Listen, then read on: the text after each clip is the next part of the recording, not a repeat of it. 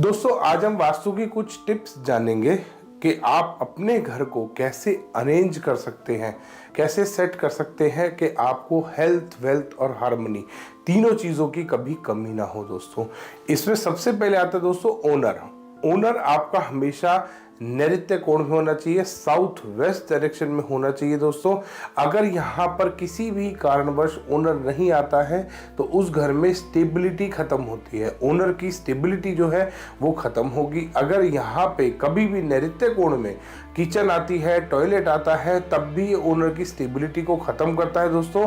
और अगर किचन और टॉयलेट आएगा, किचन या टॉयलेट कुछ भी अगर नैऋत्य कोण में आएगा तो दोस्तों ये ओनर की हेल्थ को भी बहुत ज़्यादा हार्म करता है, स्पेशली किचन। तो इसीलिए आपको ध्यान करना है, कभी भी नैऋत्य कोण में कोई भी वास्तु दोष नहीं होना चाहिए आपके घर में। नैऋत्य कोण में ओनर होना चाहिए, ओनर को आना चाहिए। ओनर का बेडरूम आप बना सकते हैं, ऑफिस है तो ऑफिस में आप ओनर का केबिन साउथ वेस्ट में बना सकते हैं। दोस्तों ये आपको फायदा देगा। सेकंड आता है पॉइंट दोस्तों, घर में जो फीमेल मेंबर्स होती है, अब फीमेल मेंबर्स के लिए दोस्तों किचन सबसे बड़ा पॉइंट आता है। अब फीमेल की हेल्थ को रिप्रेजेंट करती है दोस्तों किचन।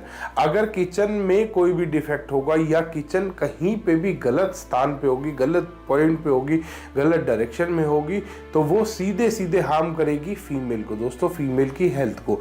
सेकंड वो हार्म करेगी घर में ओनर को। तो अगर आपके घर में फीमेल की हेल्थ को आप ठीक रखना चाहते हैं तो आपको अपनी किचन साउथ ईस्ट डायरेक्शन में आग्नेय कोण में बनानी होगी दोस्तों। अगर इसके अलावा कहीं पे भी आपकी किचन आ रही है तो वो हानिकारक है वास्तु के हिसाब से। अगर आपकी किचन नॉर्थ ईस्ट में आ रही है, साउथ वेस्ट में आ रही है तो ये हानिकारक है। एयर कॉर्नर में भी आपकी किचन पॉजिटिव होती है। अगर नॉर्थ वेस्ट डायरेक्शन में भी आप बनाते हैं अपनी किचन तो भी वो पॉजिटिव है।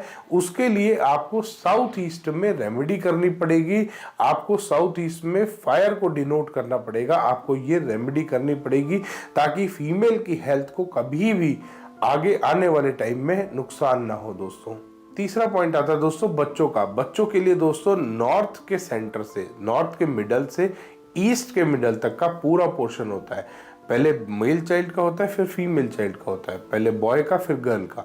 तो अगर आपके घर में नॉर्थ से नॉर्थ ईस्ट के बीच में कहीं पे भी डिफेक्ट होगा वो घर के मेल चाइल्ड को हार्म करेगा। इसी तरीके से नॉर्थ ईस्ट से ईस्ट के बीच में अगर आपके घर में कहीं डिफेक्ट होगा तो वो घर में फीमेल चाइल्ड को हार्म करेगा।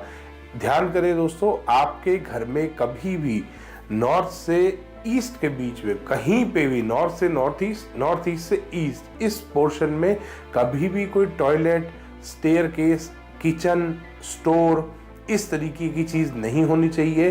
किसी भी तरीके का सेप्टिक टैंक, किसी भी तरीके का मेन होल नहीं हो सकता दोस्तों नॉर्थ के सेंटर से ईस्ट के सेंटर में।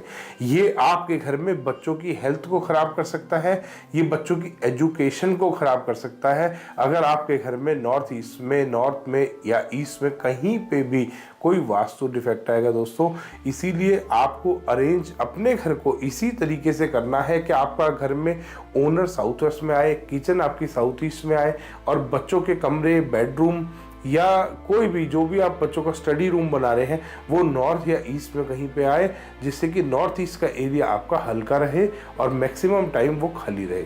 धन्यवाद दोस्तों, वीडियो पसंद आया तो उसको लाइक करें, शेयर करें और चैनल को सब्सक्राइब करना ना भूलें।